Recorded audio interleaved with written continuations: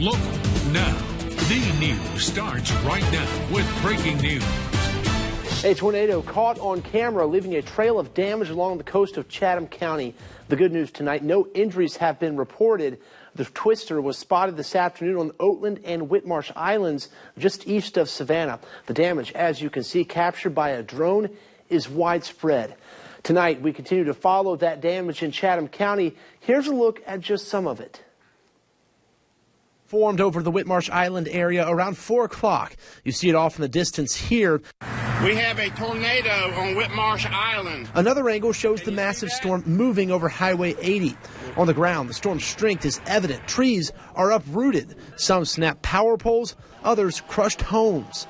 In the air, you can see what the storm did to homes on Oatland Island. The roof of this home now in its backyard. Some of the worst damage is near the Oatland Island Wildlife Center. The center's director fears it could take them months to recover from yet another storm. Back on Whitmarsh, at least 2 schools need to be repaired because of damage. Marsh Point Elementary and Coastal Middle School found themselves right in the storm's path. Other homeowners on the islands face a long road to recovery, not long after recovering from Hurricanes Matthew and Irma. WTOC has live team coverage tonight. First Alert Chief Meteorologist Dave Turley is tracking our weather now and heading into the weekend. He will also explain more about how this afternoon storm developed. First Alert Meteorologist Jamie Ertl and Danielle Lewan are live on Whitmarsh Island. Meredith Parker and Crystal Howard are live on Oatland Island. We begin tonight's coverage with Meredith on Oatland Island. The Wildlife Center is once again cleaning up from significant storm damage. Recent hurricanes have forced them to miss out on a lot of visitors. She joins us live now outside the Wildlife Center. Meredith, I can only imagine how frightening it was out there for workers and visitors.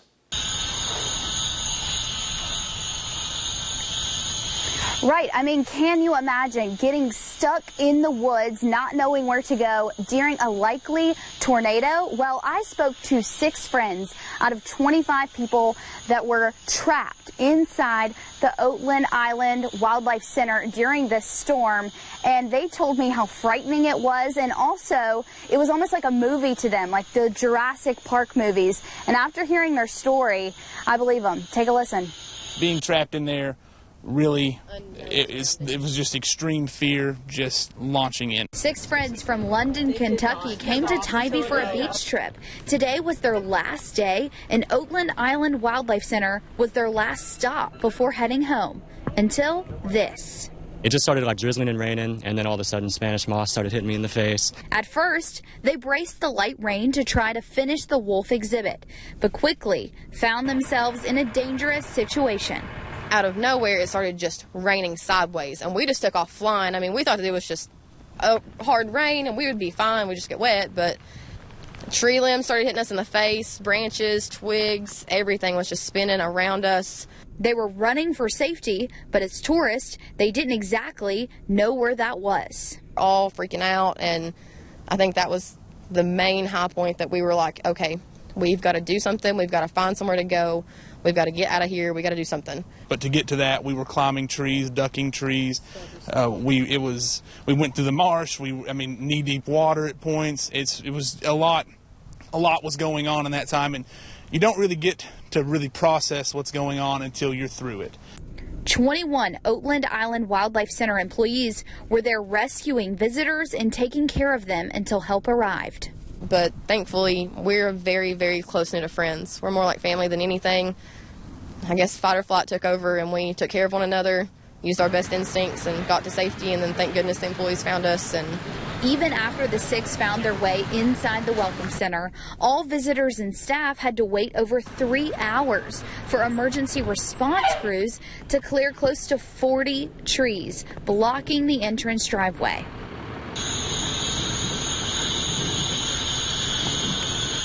Employees also very distraught over this damage, one of them crying right here at the front entrance during this entire response. They say it could take up to 5 months to get everything fixed and back up and running. For now, live in Oatland Island, Meredith Parker, WTOC News.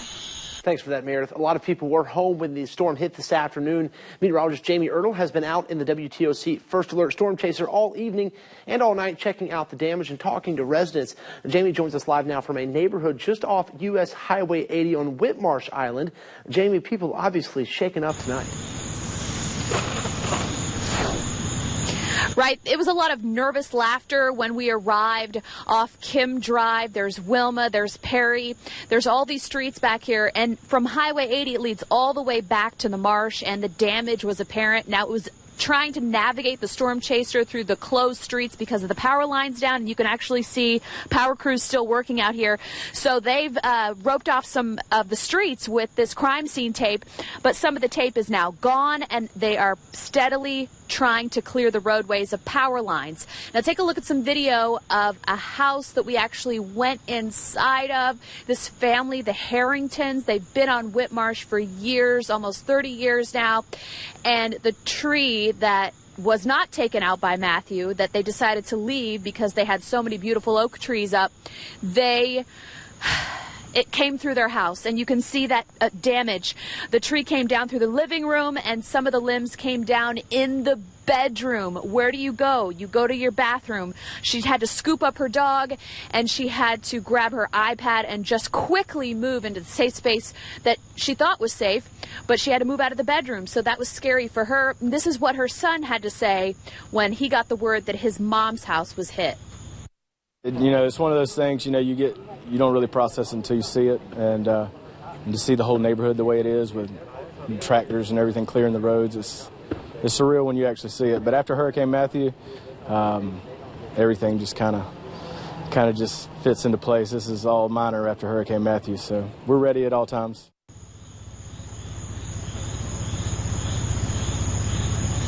And the Harringtons were out clearing their home and helping clear other people's homes of tree debris and putting tarps on before the next rain comes, and it's inevitable during this summer season. So you're taking a live look from the WTOC Storm Chaser with our monitor in the back. A couple of videos, very compelling videos, have been shared, and this is my Facebook page. I have it pulled up, and you can go look at those videos. The National Weather Service will be out here touring the damage tomorrow and taking a look at some of this video. Maybe it started as a water spout, strengthened into an EF0, EF1. That's what they have to decide. They have to decide the strength of the storms that came through the islands tonight. Live on Whitmarsh, Jamie Ertel, WTOC Weather. As you saw there with Jamie, Georgia Power crews are still responding to scattered power outages throughout Chatham County tonight. This is a live look right now at Georgia Power's outage map. Most of the remaining outages are in the Whitmarsh Island and Oatland Island areas. About 400 customers are without power right now. It was in the thousands this afternoon. Georgia Power reminds customers to keep safety first during and after severe weather. Today's storms affected schools on the islands. Students are scheduled to start the new school year next week. Let's head out live now to Danielle Lewan, who is at Marsh Point Elementary School on Whitmarsh Island. Danielle? Right, it's pretty tough to see out here because it is very dark. You can see some police lights in the back where they're still monitoring these schools. But the entire front of the roof here at Marsh Point Elementary has been stripped off. WTOC actually spoke to teachers who were inside during the tornado. They weren't ready to speak to us on camera tonight, but say they are lucky to be alive. As teachers prepared to welcome kids back in their classroom, little did they know that's where they would be taking cover from a tornado today. Obviously, the most damage I've seen is here to the roof at Marsh Point Elementary School. The roof of this elementary school stripped by strong winds, trees upheaved and smashing teachers' car windows. We've got trees down here on the road right in front of Coastal, so you really can't get back there. I wouldn't advise anyone to try to drive down here to try and take pictures or anything like that, because at this point it's just not safe with those trees down in the road. Crews spent the evening assessing the damage as kids are supposed to be inside these buildings in less than 1 week. We want to get the students back in school right on time as scheduled, so I'm sure that they will work on repairs as quickly as possible. No timeline for that process yet, but the school system says parents can expect an update over the weekend. The school system has already canceled the open house here at Marsh Point Elementary on Monday night. Now, I circled the parameter around these schools. If you were to walk across the street into that shopping center, you would never know a tornado came through. That's how spotty and quick these storms are. For now, reporting live from Marsh Point Elementary School, I'm Danielle Lewan, WTOC News. Thanks for that, Danielle. And Dave, we came in here earlier. We were preparing to do the 4 o'clock news, and you were watching that storm about 3:45. You even posted a tweet.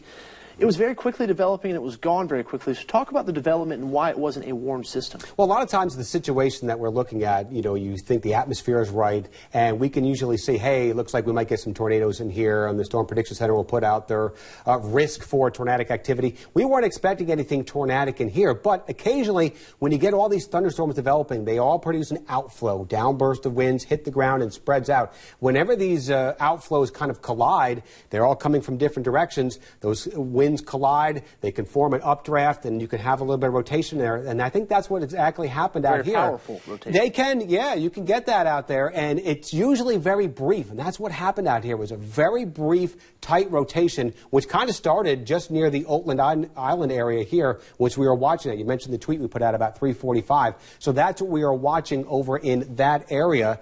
And the storm itself, again, kind of moved right over the Oatland Island area through the Grays subdivision, and it looks like it crossed over Highway 80 and then moved into parts of the Whitmarsh Island area here. Again, the National Weather Service, as Jamie mentioned, is going to be going out to investigate exactly what damage was caused by the tornado and which was damage caused by some straight line winds. But Oatland Island Wildlife Center kind of started it, moved through Grays subdivision. Coastal Middle School, Marsh Point Elementary had the roof ripped off, and we didn't have any reports to damage to the school at Island High School, but the fence was damaged out there outside of that. So that's where the winds kind of moved through those areas. Again, didn't last all that long. It's only about a 2.5-mile path, and just as quickly as it formed, it went away. And we don't expect any more of that tornadic activity or any type of that activity in here for the overnight. It did produce some locally heavy rain. I do think we're going to see some dry weather for the overnight. As we dry things out tonight, we're going to increase those rain chances into next week. We'll talk about that with your First Alert forecast coming up just a few minutes. Thanks, Dave. Let's take a look right now at some photos that came into the WTOC newsroom this afternoon, shortly after that tornado touched down. We have a slideshow you can check out right here on our website. That's WTOC.com. Our coverage of the damage caused by the tornado this afternoon continues after the break. We take you back out live to Oatland Island to hear from residents directly impacted by the storm. Stay with us. Breaking news here in Savannah, a heavy police presence on Newcastle Street. Police have not yet confirmed, but we are getting reports of a possible shooting. We will, of course, let you know as soon as we have more information online and on the free WTOC News app. And breaking news in the Lowcountry, the Beaufort County Sheriff's Office on scene of an armed robbery at the Family Dollar store on Shanklin Road in Burton. Employees tell deputies a man with a blue bandana over his face pulled out a gun and demanded cash around 9:30. When he got what he wanted, he ran out. Anyone with information is asked to call the Sheriff's Office or South Carolina Crime Stoppers. Investigators in Candler County need your help finding 2 men wanted for sex crimes against children. Robert Hutchinson Jr. is wanted for statutory rape and child molestation. Roy Champion Sr. is wanted for aggravated sexual battery and 5 counts of child molestation. Back to that storm damage now here in Chatham County. As we've been telling you and showing you, crews are still out working to clear down trees and restore power in the county. A tornado touched down on the islands this afternoon. WTOC's Crystal Howard is live on Oatland Island tonight. Crystal, it's not just the animals on the island affected. Residents there are also impacted. Yeah, that's right. And you can see that this tree is still here in this driveway. And residents sat out here all day long without power for hours. And crews were also out here working to clear trees out of the road as well as trees off of fallen houses. People walked out of their homes this evening to find tree limbs in their yards, trees blocking the roads, and some with trees in their houses. It scared my wife.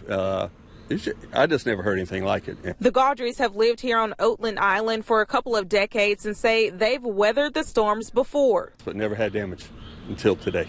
And while this storm came as a surprise, what came after was even more of a surprise. All of a sudden, the wind picks up, and I see my shed blow by me, and then we hear something hit the back of the house. So when he goes to check the back of the house, he sees his tree in the backyard lying right in his bedroom and rain falling through the ceiling. There wasn't much you can do because, I got to get something to cover my roof right now. Gaudry says the first thing they will do is contact their insurance because they have to get that hole fixed in their home from that tree. But he's grateful. Somebody could have got hurt or something. It could have been a lot worse.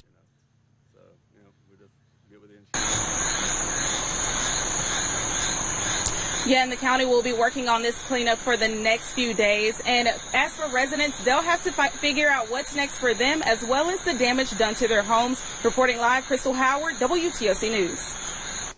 And we are looking at much quieter weather here as we go into our Friday evening. I think we're going to start out nice and quiet for your Saturday. Your first alert forecast is coming up next.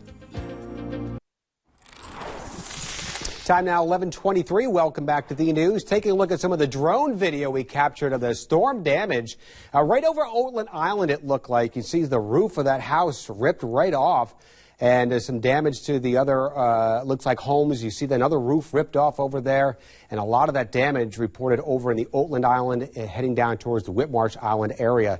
And the National Weather Service is sending out a team tomorrow morning to investigate, and we'll have an official report on you to show you how long that tornado stayed on the ground, how wide it was, and we'll get the official wind speeds out there coming up for tomorrow as well. So let's go right over to what we had out there. Again, there was the reports of the tornado. It was right before 4 o'clock from Oatland Island right along Highway 80 and then heading over towards the Whitmarsh Island area. That was the only reports of any type of severe weather we had out there, and things are much quieter across the region right now. If you're heading into your Friday evening and you're concerned about the weather, don't be. It's going to be nice and quiet. There's a look at your satellite and radar. Trying to break up the clouds here. I think we'll see a little bit of some patchy fog for tomorrow morning, but that's about it. Safety and Security First Alert Live radar is nice and dry, and over the next couple of hours, we are going to keep it dry as well. After seeing a high of 93, 26/100 of an inch of rain at the airport. This was a fast-moving storm, so it didn't linger like the past couple of nights when we had a lot of those flood advisories. Did produce some heavy rain, but it didn't last all that long. Quiet now. Temperatures all across the area, mid to upper 70s.